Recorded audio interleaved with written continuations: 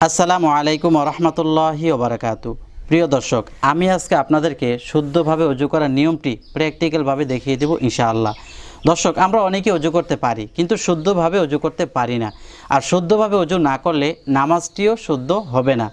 আর এই প্রসঙ্গে নবীজি সাল্লাল্লাহু আলাইহি সাল্লাম হাদিস শরীফে বলছেন, যে ব্যক্তি শুদ্ধভাবে উত্তম রূপে অজু করে 2 রাকাত নামাজ একাগ্রতার সাথে পড়বে, এক মনে আদায় করবে, ওই ব্যক্তির জন্য জান্নাত ওয়াজিব হয়ে যাবে। সুবহানাল্লাহ, জান্নাত তার জন্য আবশ্যক হয়ে যাবে। কত বড় একটি উত্তম বিষয়। তাহলে দর্শক, চলুন আমরা শুদ্ধভাবে অজু করার নিয়মটি দেখতে থাকি। প্রথমেই অজু করার শুরুতে মিসওয়াক করে নিতে হবে। এমন একটি মিসওয়াক নেবেন, যদি মিসওয়াক না পান তাহলে আপনার ডান হাতের মধ্যম আঙ্গুল দিয়ে আপনি মিসওয়াক করবেন। তবে মিসওয়াক করার আলাদা একটি বৈশিষ্ট্য রয়েছে, তা হলো নবীজি সাল্লাল্লাহু আলাইহি সাল্লাম বলছেন, যে ব্যক্তি মিসওয়াক করে নামাজ পড়বে ওই ব্যক্তির ওই নামাজটা মিসওয়াক ব্যতীত নামাজের তুলনায় 70 গুণ বেশি সওয়াব হবে। সুবহানাল্লাহ। দর্শক, এই জন্য আমরা মিসওয়াক করবই করব, আর মিসওয়াক করলে আল্লাহ পাক ওই ব্যক্তির উপর সন্তুষ্ট হয়ে যান। প্রথমেই মিসওয়াকের মাথাটা একটু ধুয়ে নিতে হবে, কেননা মিসওয়াকের মাথায় অনেক সময় ময়লা থাকে।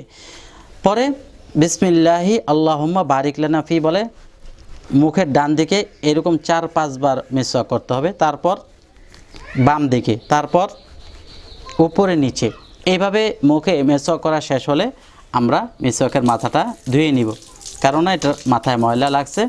ধুয়ে মিসওয়াকটি ঢাকার সময় একটি জিনিস লক্ষ্য রাখতে হবে, আর সেটি হলো যে মিসওয়াক শুয়ে রাখবো না, মিসওয়াকটি দাঁড় করে রাখবো। কেননা নবীজি সাল্লাল্লাহু আলাইহি সাল্লাম বলছেন, যে ব্যক্তি পাগল হতে চায় সেজন্য মিসওয়াকটি শুয়ে রাখে। আমরা পাগল হতেও চাই না, মিসওয়াক শুয়েও রাখবো না, মিসওয়াকটি আমি দাঁড় করিয়ে রেখে দিলাম। প্রিয় দর্শক, যখন মিসওয়াক করা শেষ হয়ে যাবে তখন আমরা হাতের ঘড়ি থাকলে খুলে নিব, আংটি থাকলে খুলে নিব, আর যদি আংটি নরম হয় তাহলে নাড়াচাড়া করলেই হয়ে যাবে।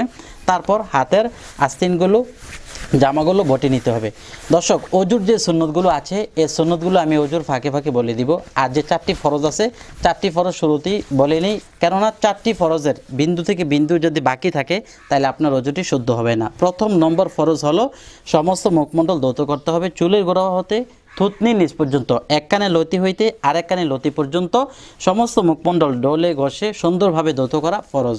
দ্বিতীয় ফরজ হলো 2 হাতের কনি পর্যন্ত ধৌত করা ফরজ। তৃতীয় হলো 4 ভাগের মাথার 4 ভাগের 1 ভাগ মাসে করা। 4 নম্বর হলো 2 পায়ের টাকনু পর্যন্ত ধৌত করা ফরজ। তাহলে চলুন আমরা এখন শুরু করি। প্রথমেই 2 হাতের কবজি পর্যন্ত ধৌত করা সুন্নত, 2 হাতের কবজি পর্যন্ত ধৌত করব অজুর দোয়া পড়ে। নবীজি সাল্লাল্লাহু আলাইহি সাল্লাম বলছেন, যে ব্যক্তি অজু শুরু করবে সে যেন বিসমিল্লাহ বলে অজু শুরু করে, বিসমিল্লাহির রহমানির রহিম। এভাবে আমি কল বন্ধ করে আমি ভালোভাবে 2 হাতের কবজি পর্যন্ত ধৌত করে নিব। হাতের তালুতে অনেক সময় ময়লা থাকে, এই জন্য হাতটা ভালো করে ধুয়ে নিব। একবার, এই 2 বার হলো, এই 3 বার হলো। 2 হাতের কবজি পর্যন্ত আমি অজুর দোয়া পড়ে শেষ করলাম। এখন কুলি করা, 3 বার কুলি করা সুন্নত, তারপর 3 বার নাকে পানি দেবো, 3 বার নাকে পানি দেওয়া সুন্নত। দর্শক, তাহলে চলুন কুলি করে নিই। একবার গড়গড়ের সাথে কুলি করে নিলাম, 2 বার এইভাবে মাঝখানে কল বন্ধ করে নিতে হবে, 3 বার হয়ে গেল। প্রিয় দর্শক, কল বন্ধ করে নিতে হবে কেন? কল যদি বন্ধ না করি তাহলে পানি পড়বে, অপচয় হবে, নষ্ট হবে। অপচয়কারী শয়তানের ভাই কবিরা গুনাহ। সামান্য একটি অজু করতে গিয়ে যদি আমি অপচয় করি, কবিরা গুনাহ করি, তাহলে আমার এই অজুটি হালকা হয়ে যাবে, দুর্বল হয়ে যাবে। এই জন্য কল বন্ধ করে নিব। এখন আসুন নাকে পানি দিব।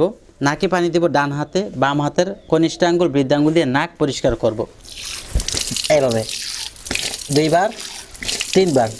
আমার নাকে ময়লা নাই, যদি ময়লা থাকে আগে নাক পরিষ্কার করে নিতে হবে, ময়লা না থাকলে স্বাভাবিকভাবে ধুয়ে নিতে হবে। যখন নাক পরিষ্কার করা শেষ হলো, এখন সমস্ত মুখমণ্ডল ধৌত করা ফরজ। প্রথমে একবার সুন্দরভাবে এভাবে পানি মারতে হবে। আপনারা দেখুন, এই কল বন্ধ করে নিলাম। এখন সমস্ত মুখ ভালোভাবে ডলে ঘষে পানি পৌঁছাতে হবে। দর্শক, যারা আমার ভাইরা আছেন, দাড়ি থাকলে দাড়ি খিলাল করে নেবেন এইভাবে। আর মা বোনদের নাকের নরম জায়গা, নাক ফুলের জায়গা ভালোভাবে নেড়ে চেড়ে সুন্দরভাবে মুখ ধৌত করতে হবে। একবার হলো, 2 বার হলো, তারপর আবার দেখুন এইভাবে 3 বার। এই আমার 3 বারও হয়ে গেছে। যদি কারো 4 বারও প্রয়োজন হয় কথার কথা ফরজ আদায় করতে, তাইলে করতে হবে, কিন্তু 3 বার হলো সুন্নাত। মুখ ধৌত করা শেষ হলে এখন আমি হাত ধৌত করব। প্রথমে ডান হাত, কেননা নবীজি সাল্লাল্লাহু আলাইহি সাল্লাম বলছেন যখন তোমরা ওযু শুরু করবে সব কিছু ডান দিক থেকে শুরু করবে, এই জন্য ডান হাত আগে ধৌত করব। দেখুন এভাবে, এই শুরু থেকে আমি পানি একবার পুরোটা হাতে নিলাম, একবার হইল। এখন আমি হাতটা ভালো করে এভাবে ঘষবো যাতে করে কোনো জায়গা ফাঁকা না থাকে। একবার, তারপর হলো এই 2 বার, তারপর এই 3 বার। বেশি জোরে দেওয়া যাবে না, জোরে দিলে কাপড় চোপড় ভিজে যেতে পারে। এই আমি একটু হাতটার পানিটা একটু ঝেড়ে নিলাম, এই জন্য হাতের পানিতে জামা কাপড় সব ভিজে যেতে পারে। এখন বাম হাতে আমি পানি এভাবে প্রথমে একবার নিব, এই নেওয়ার পর আমি ঘষবো। এই বিশেষ করে এই জায়গাটা যেখানে জোড়া আছে এবং চামড়া বটি আছে, এরকম জায়গা হাতের আঙ্গুলের ফাঁকা জায়গাগুলো খিলাল করে নিতে হবে। তারপর একবার হলো, 2 বার, এই হলো 3 বার। দর্শক, আঙ্গুল খিলাল করা কিন্তু সুন্নাত, এই আমাদের সুন্নাত আদায় করতে হবে। আমার হাত ধৌত করা শেষ হলো। এখন মাথা মাসে করা ফরজ 4 ভাগের 1 ভাগ। মাথা মাসে করা এটা শতকরা 90% ব্যক্তি পারে না। দর্শক, শুরুতে হাত এভাবে একটু পানি দিয়ে, আপনি নতুন পানি নিয়ে একটু ধুয়ে ঝাড়া দিয়ে নেবেন, তারপর মাথা মাসে করবেন। যে টুপি থাকবে বা মাথায় কিছু থাকবে এটা সরিয়ে নিতে হবে, পাশে রাখবেন। আর মা বোনদের মাথার কাপড় বেশি সরানোর দরকার নেই, স্বাভাবিকভাবে সরাইলেই চলবে। এখন লক্ষ্য করুন, আমার প্রথমে 3টে আঙ্গুল দিয়ে আমি সামনের দিক থেকে আমি পিছন দিকে নেব, আর পিছন দিক থেকে সামনের দিকে আনবো এই 2 আঙ্গুল দিয়ে, এই এতটুকু দিয়ে। দুই হাতের 2 আঙ্গুলের মাথা দিয়ে কানের ভিতরে মাসে করব, আর বৃদ্ধা আঙ্গুল দিয়ে কানের পিছনে মাসে করব।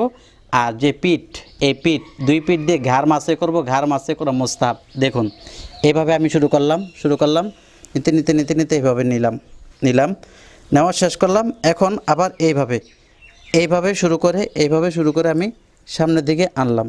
এই সামনের দিকে আনা শেষ হলে দর্শক, এখন দেখুন এই আঙ্গুল দিয়ে আমি কানের ভিতরে আমি মাসে করব এইভাবে। আর এই যে বৃদ্ধাঙ্গুল আমি কানের পিছনে মাসে করব, আর হাতের অপর পিঠ দিয়ে গার মাসে করব, যেটা মুস্তাহাব। এখন আমার এগুলো হয়ে গেল। প্রিয় দর্শক, এখন পায়ের প্রথমে ডান পা আমি একটু একবার ভিজিয়ে নিই এইভাবে, এই শুরু থেকে শেষ পর্যন্ত একবার ভিজিয়ে এখন ডলতে হবে ভালো করে। এইভাবে ডলতে হবে, আঙ্গুলের ফাঁকাগুলো খিলাল করতে হবে, কোনো জায়গার জন্য বাকি না থাকে। তবে টাকনুর উপরে একটু বেশি যদি ধৌত করি এটা আমাদের জন্য লাভ। কিভাবে? নবী সাল্লাল্লাহু আলাইহি ওয়াসাল্লাম বলছেন কিয়ামতের দিন অজুকারী ব্যক্তিদের অজুর স্থানগুলো জলমল করতে থাকবে। এখন আমি যদি একটু বেশি ধৌত করি একটু বেশি জলমল করবে, এটা ভালো না? অবশ্যই ভালো, আপনারা ধৌত করবেন।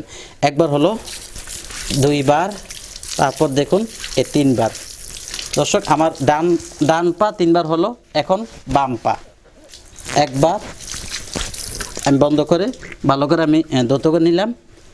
আঙ্গুলের ফাঁকাগুলো এভাবে ধৌত করতে হবে, আঙ্গুলের এই নখের চিপাগুলো আছে এগুলো ধৌত করতে হবে।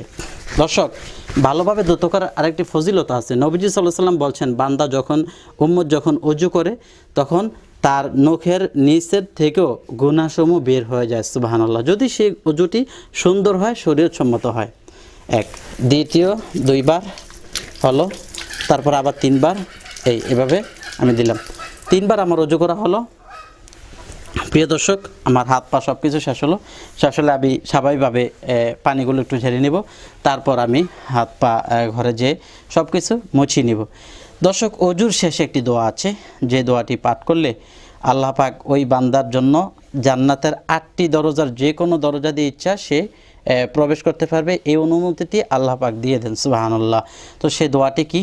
আশহাদু আল্লা ইলাহা ইল্লাল্লাহু ওয়াহদাহু লা শারীকা লাহু ওয়া আশহাদু আন্না মুহাম্মাদান আবদুহু ওয়া রাসূলুহু আল্লাহুম্মা জাআলনি মিনাত তাওয়াবিনা ওয়া জাআলনি মিনাল মুতাতাহহিরিন। লাস্টের এই ছোট দোয়াটি না পারলেও অন্ততপক্ষে কালিমা শাহাদাত যেভাবে হোক পাঠ করবেন। পাঠ করার সময় আকাশের দিকে তাকিয়ে পাঠ করা ভালো, এটি সুন্দর।